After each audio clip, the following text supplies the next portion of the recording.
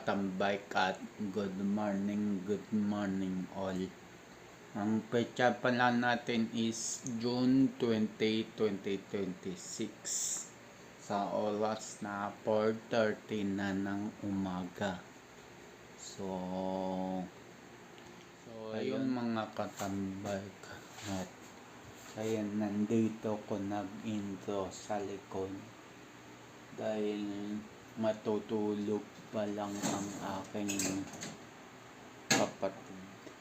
So ayun, halos kakagising ko lang din. So ayun, at sa bubuhayan ko na ang aking coffee maker. May laman na to, kagabi inasikaso ko na siya.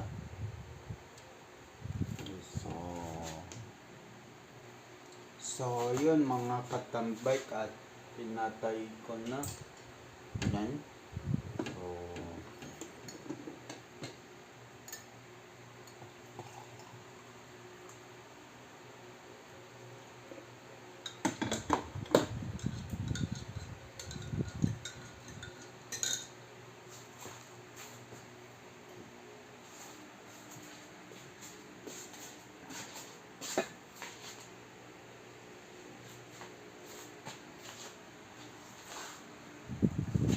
So yung mga katambay, at inom muna ako ng tubig. So yun mga katambay, at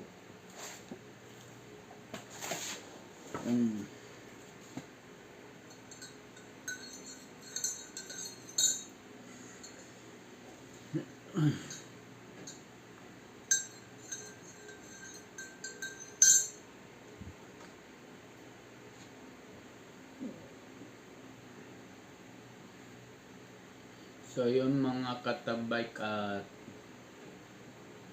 yun, at ano bang sasabihin ko?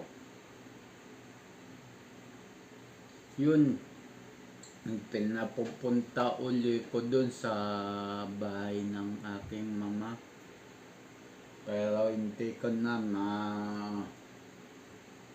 bibidyoan yun kasi wala akong ano dun, internet nga dun, hindi ako makapag-upload dun, hindi rin ako makapag-shoot dun. Ayoko naman din pag uwi ko ng gabi tsaka ako mag-upload, ayoko naman ng ganun. So sa ibang mga vlogger nagagawa yun, hapon o gabi nag-upload, ako hindi.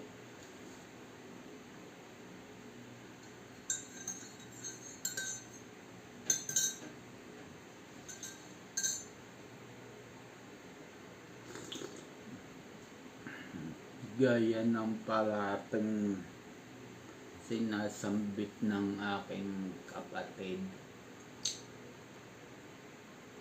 So sabi ko, wala akong ginagaya kahit sinong vlogger, kahit idol ko pa siya. Wala akong ginagaya. Gusto ko gumawa ako ng sarili ko, gusto ko ako yung gayahin.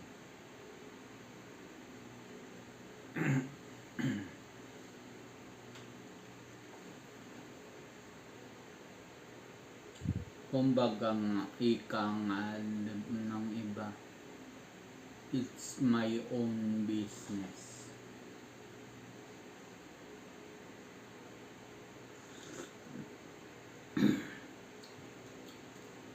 So ayoko na lang direktahin sabihin sa kapatid kong yun, kasi maano yun,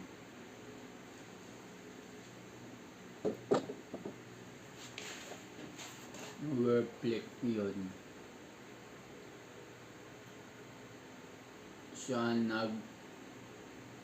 Siya yung may-ari nitong bahay.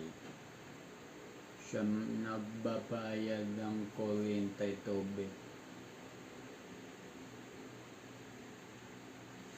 internet, tsaka sasakyan niya. Opo, tama po kayo na narinig. 1 taon na lang na bayaran yung sasakyan, tapos okay na.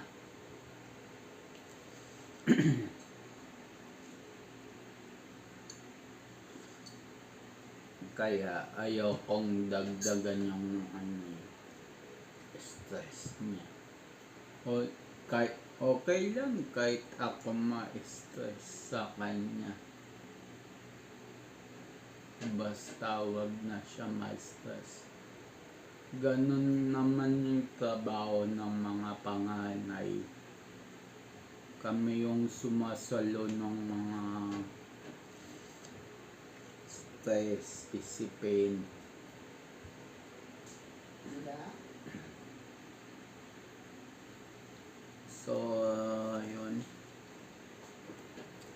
So, yun mga katambag, yun ang ugali ng kapatid ko. Kaya ako, kahit minsan nasasaktan na ako,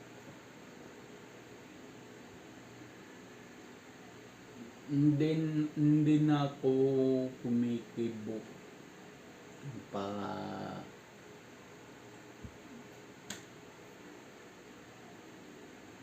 kasi tulad niyan nangyari dati, hindi ko na naikwento sa vlog. Muntik na akong palayasin yan. Buti dumating yung tatay namin galing sa Bulacan. Siguro sinabi ng kasi magkakadikit kami bahay dito, iisa lang pader namin. Siguro narinig, chinat yung tatay ko.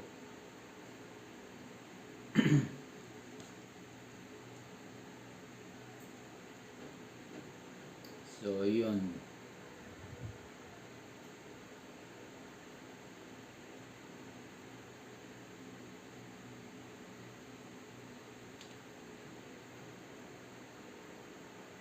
kahit yung may-ari kapatid ko nitong bahay, tatay ko pa rin nakapangalan sa titulo nito tsaka sa tax deck. Kaya kahit papano may karapatan yung tatay ko dito.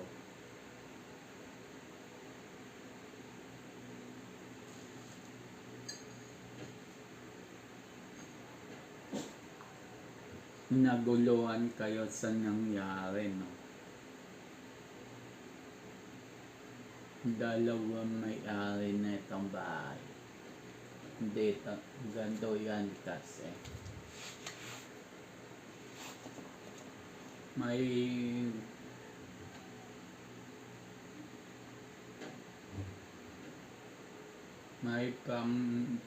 May matagal na akong sinasabi sa inyo na family problem, and then tatay ko sumama sa ibang bahay. Pero kahit papano naman, nabibigyan naman ako pa konti-konti. Yun lang ang worst. Hindi niya kami nasusuportahan ng maigi. Pero wag na natin pag-usapan yun. Originally, nagbabayad nito sa Pag-ibig yung mother ko tsaka yung kapatid ko. Sila na nagbabayad nito. Nung una, tatay ko.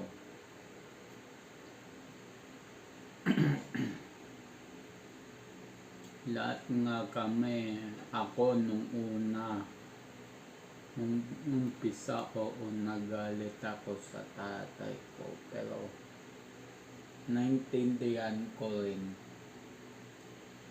Hanggang lumalaki na ako, naintindihan ko kung ano yung punot dulo kung bakit nagawa yun ng tatay ko. Hindi ko rin siya masisi.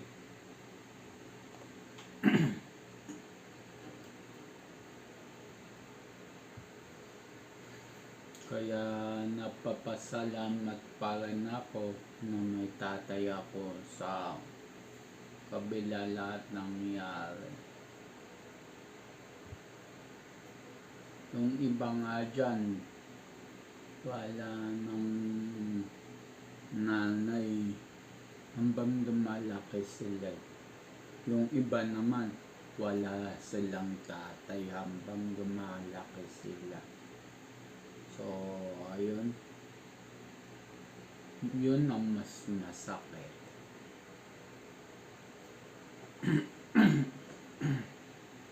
Ako, may nanay tatay ako. Pero magkaiwalay, mas okay na rin yun kaysa walang magulang.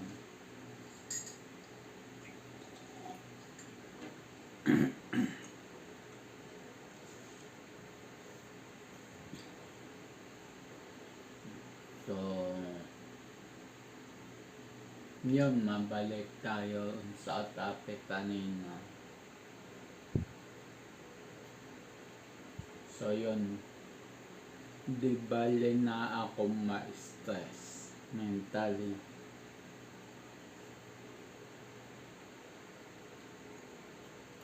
Emotionally. Huwag lang yung mga kapatid ko.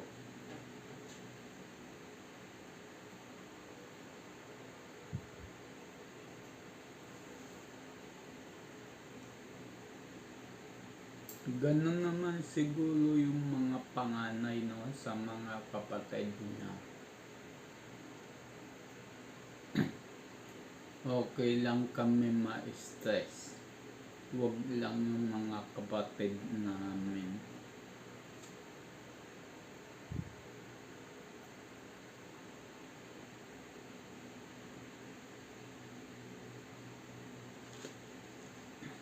So, ako kasi panganay sa magkakapatid. Balik tatlo kami magkakapatid. Ako panganay. Tapos, lalaki pangalawa yung kasama ko ngayon. Tapos, yung bunso nandun sa aking mama sa Caloocan. Tapos, yung tatay ko nandun ngayon sa Bulacan, sa baryo. Ewan ko kung sa baryo namin o sa ibang bahay. Wala na akong balita.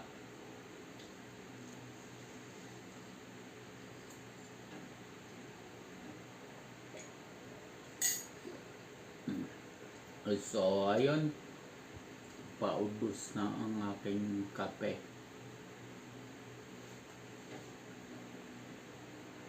Ngayon, magsasaing ako. Patapos ko magsaing, maliligo na ako. So, yun.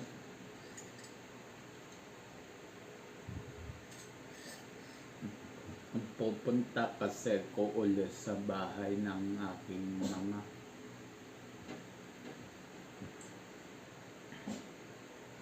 Kaya nagising ako ng gantong oras.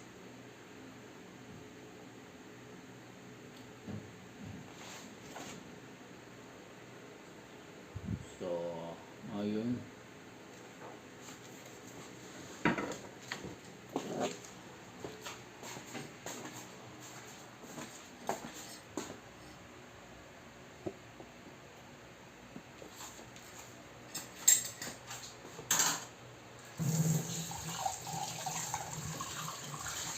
Nga pala, bago ko magkain mga katambay, ulungan ko muna to yung naputol kong ulungan kagabi. Opo, may naputol po kong ulungan kagabi. Hindi ko na naulungan kasi may biglang bisita po na dumating.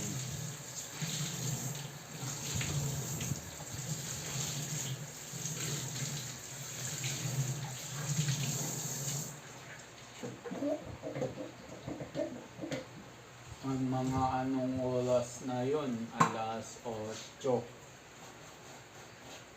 Nagugas ako. Nagulong ako 8 o'clock.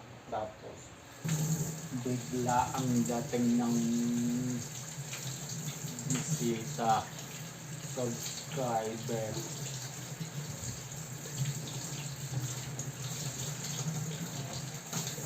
So yun,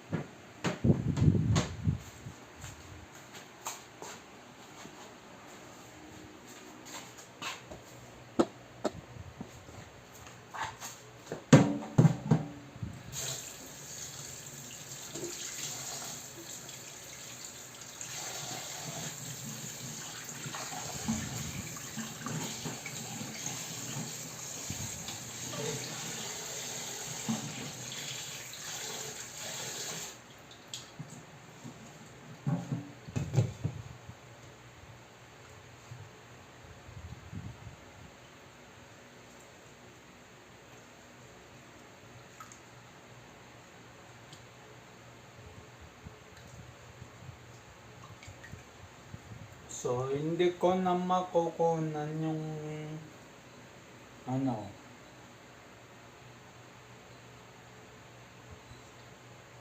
pag hindi ko na makukunan yung pag-alis ko, pag-ligo ko, tapos yung pag pagpalit ko ng damit, and then yung pag-alis ko, hindi ko na makukunan. So, tatapusin ko lang tong saing.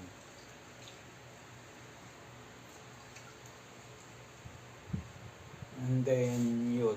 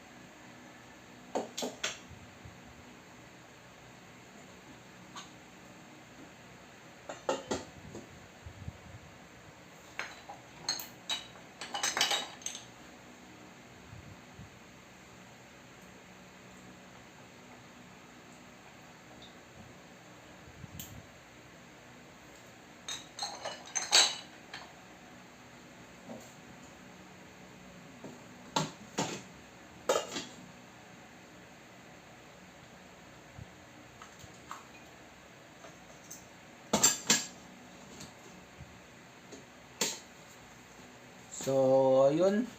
Tapos na ako magsaing. So, ayun. Dito na rin ako magpapaalam. So, ayun mga katambay, ang oras natin ngayon ay 5:08 na ng umaga. Sa petsa na June 20, 2026. So, yun. Abang-abang na lang sa next vlog, next upload. Just always keep safe. God bless, and then bye-bye. Matthew 21 verse 22. Pray, believe, receive. At Luke 18 verse 1. Always pray and never give up.